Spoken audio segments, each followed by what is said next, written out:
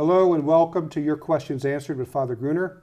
I'm John Veneri, and this is a program, I think you know, that we take your questions and we answer them. Father Gruner answers them. We have discussions about them. Continue to send us your questions, please, at questions@thefatimacenter.com. Today we have, in a previous program, we were talking about contraception, against contraception, and someone wrote in, actually we had at least 3 or 4 of these, who all asked the same thing, and that is, what about natural family planning, what's called natural family planning, instead of contraception? Well, I'm reminded of when St. Thomas was asked, some priest wrote him a question, a rather somewhat vague question, and so he spent a week answering it, and he sent back the answer to the question. He says, but had your question been more specific, I would have taken less time with it.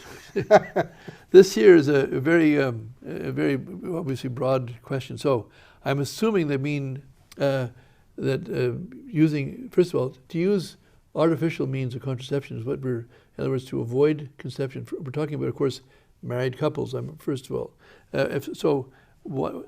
Because the context, once it's wrong to use the sacred power of procreation for a man or a woman, or either alone or together, outside of marriage. Right, outside of the veil of marriage, yes. So to limit this question down to... Yeah, I think that's what the context is, in marriage. So in turn, for using means to prevent having children which are artificial, that is either it's a pill or some sort of mechanical device of all sorts. I don't need to describe these things, but this is intrinsically wrong in itself, contraception. And each one is a mortal sin. Each and every act using contraceptions is a mortal sin for married couples. Of course, for a single couple, for people who are not married or married to each other, it's many sins. But for a married couple to use contraceptives is a mortal sin each and every time they use it. So having said that, so now what about natural family planning? Well, even there, as natural family planning means that not to use any mechanical or chemical device to prevent children, but rather to time when they use the powers of procreation in times when the woman is normally infertile. The point there is that even that is wrong most of the time when most people are using it, because the first thing is that there has to be a sufficient reason. Now, no priest that I know of today, I'm sure there must be some, I do know some good priests, but I mean, I've never discussed it with them, but most of them don't even talk about the fact that if you ever use natural family planning, there has to be a sufficient reason. That sufficient reason does not mean we need a second TV set or a second car or something else, or something like the health of the, in other words, if she had another child and the wife had another child at this time, it would be dangerous to her. She might die. That would be a sufficient reason. So, and this is, I think, you talk to the confessors.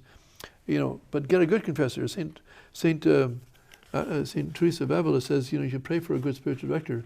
Pray hard for him, because it's only 1 in 10,000 is good. So if she said that of her time, what would she say today? Well, another thing too, and this could be based on the traditional Catholic moral theology manuals, that natural family planning. We'll say something about what it's called in a minute, but natural family planning should never be a way of life for a Catholic, and that's what's happened today. It's as if they think they found a loophole that says, well, we can't have contraception, but we can live a natural family planning way of life where we limit our children because we want to limit the children. And this too, this goes back to the teaching on rhythm that you got in the old manuals, but rhythm or natural family planning can never be a way of life for a Catholic. Well, it has to be the exception in married life for a grave reason. Yeah, I know some couples that basically, I know more than one that would be burdensome to have a child right after having one before, so they sometimes have a child, wait a year or something like that beforehand.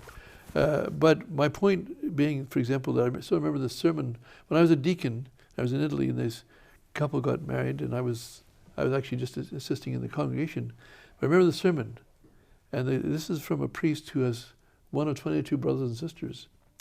He said, God, you both have a vocation to marriage, but now it's not just, but this couple has a vocation.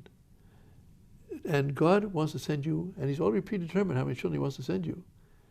before, now that you've contracted with Him, with each other and God, I mean, you've given your consent to each other and to God, God has already got a plan for this couple.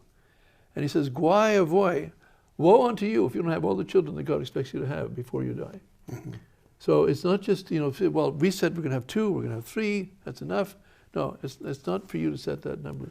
Well, I said I was going to mention something about the term natural family planning.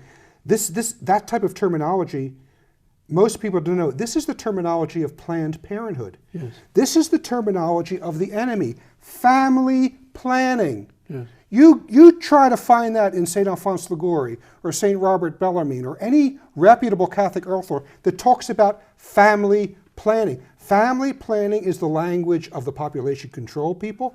Family planning is the language of Planned Parenthood. Yes. And so Catholics unknowingly have adopted the enemy's terminology. And even Planned Parenthood will say, we don't care how you plan and limit your family as long as you do it.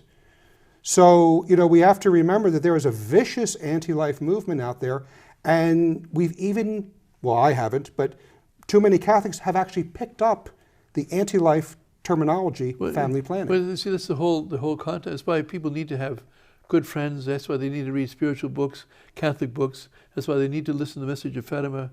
Because, Our Lady, we're surrounded, and our pastors, for the most part, they're not taking care of us. Yeah. So we have to protect ourselves.